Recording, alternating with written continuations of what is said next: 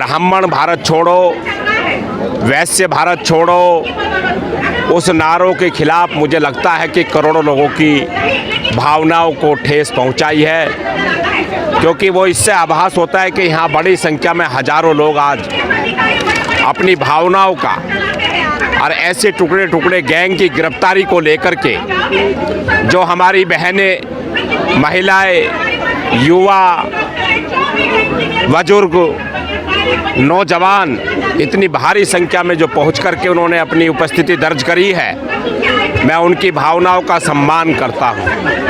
तो इसी कड़ी में देख रहे हैं आप कि सारे लोग हजारों की संख्या में ब्राह्मण समाज एकत्रित होकर के इस चीज़ों का विरोध कर रहा है कि जिस प्रकार से जेएनयू के द्वारा अभद्र टिप्पणी का प्रयोग किया गया है वो निंदनीय है, कहीं ना कहीं वो बहुत ही निंदनीय है, जिससे समाज में एक गलत धारणा जा रही है। हमारे साथ कुछ और लोग जुड़ रहे हैं, उनसे भी हम जानना चाहेंगे कि उनकी क्या राय है।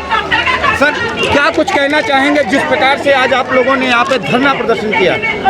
इस तरह के असामाजिक तत्वों की मैं कड़े शब्दों में निंदा करता हूँ कि ब्राह्मण एक वर्ग नहीं है, ये है एक सोच जिसने इस देश को बनाया है। ऐसे असामाजिक तत्वों को मैं कड़े शब्दों में निंदा करता हूँ और ऐसे हमारे माननीय गृह मंत्री जी से आह्वान करता हूँ कि ऐसे लोगों के खिलाफ सख्त से सख्त कार्रवाई कराने का। तो आइए कुछ लोग और भी जुड़ रहे हैं, हम उनसे भी जानना चाहेंगे, जो कि वरिष्ठ परशुराम स्वाभिमान सेना के वरिष्ठ कार्यकर्ता हैं, इनसे भी जानना चाहेंगे। सर, क्या कुछ कहेंगे, आज आप लोग इस धरने में आए हुए हैं?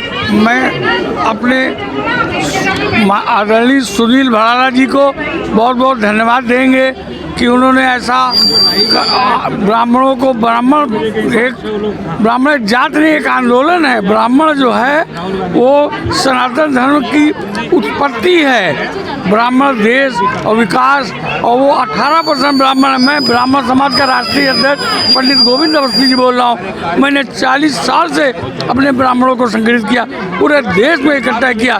मैंने अटल जी को ये बात मुझे सौंपा गया जो वो पूर्व प्रधानमंत्री थे, ये देश में मैं आज सबसे बुजुर्ग सीनियर हूँ।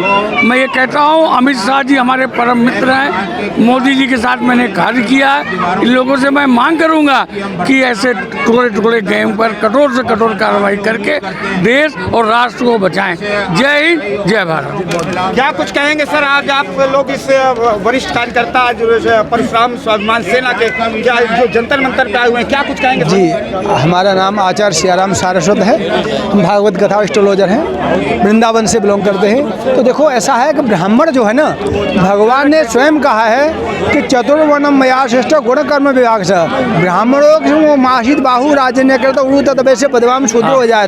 ब्राह्मण मेरे मुख से उत्पन्न हुए। आपको पता है कि ब्राह्मणों को भगवान राम ने और सब धरती समर्पित कर दी, लेकिन ब्राह्मणों ने भगवान राम को ही दे दी। बोले कि नहीं, ये धरती को हमारा राज्य करना हमारा काम नहीं है। आप देखेंगे, ब्राह्मण वो शक्ति है, ब्राह्मण वो शक्ति है कि जिसको आशीर्वाद दे देता है, वो जमीन से लेकर के आसमान तक उसका झंडा ध्वजा लहराती है सनातन धर्म की, और पूरा संस्कार करना सब कुछ कर सकता है ब्राह्मण। आप देखें, लेकिन कुछ देखो ऐसा है कि कुछ क्षुद्र ऐसे दुष्ट प्रकृति के संस्कार ऐसे लोग होते हैं कि जो सबसे पहले आप देखेंगे कि जो मुसलमान आए उन्होंने सबसे पहले टारगेट ब्राह्मणों को किया। तो ऐसा ब्राह्मणों के लिए नहीं करना चाहिए और ऐसे दुष्ट लोगों को तुरंत सख्त से सख्त सजा मिलना चाहिए। आपको पता है, मोदी जी, अमित शाह कितने ब्राह्मणों के भक्त हैं। और भारत देखो, भाजपा देखो, ब्राह्मण जो है सबका है, ब्राह्मण किसी एक पार्टी का नहीं है, लेकिन जो सनातन धर्म की रक्षा करेगी, जो भारत की रक्षा करेगी, ब्राह्मण उसका है। और ब्राह्मण के विरोध में जाकर के, ब्राह्मण के लिए अगेंस्ट में जो नेगेटिविटी बोलते हैं ना, ये समझो कि उनका हित होने ही वाला, उनका ये समझो कि नाश होने वाला है। जो ब्राह्मणों का हित करेगा, संस्कार करेगा, सम्मान करेगा, उसी का आनंद आएगा। जय श्री राम।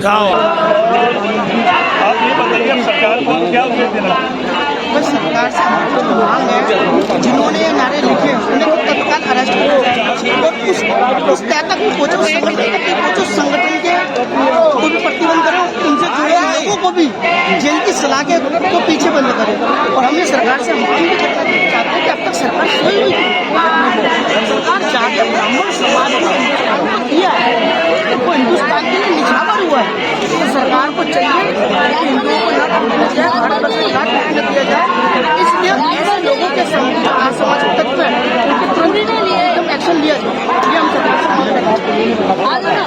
मेरा नाम सुरेश कुमार कौशिक।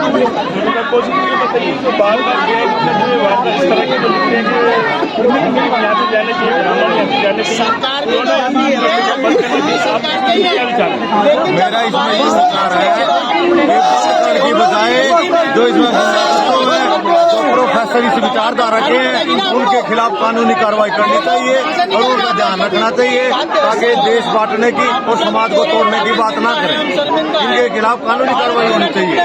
सरकार से आप जैसे लोग पैदा कहाँ होते हैं ना मेरा सरकार से बंद करने का कोई आग्रह नहीं है। तो बाहर करके निकालना चाहिए।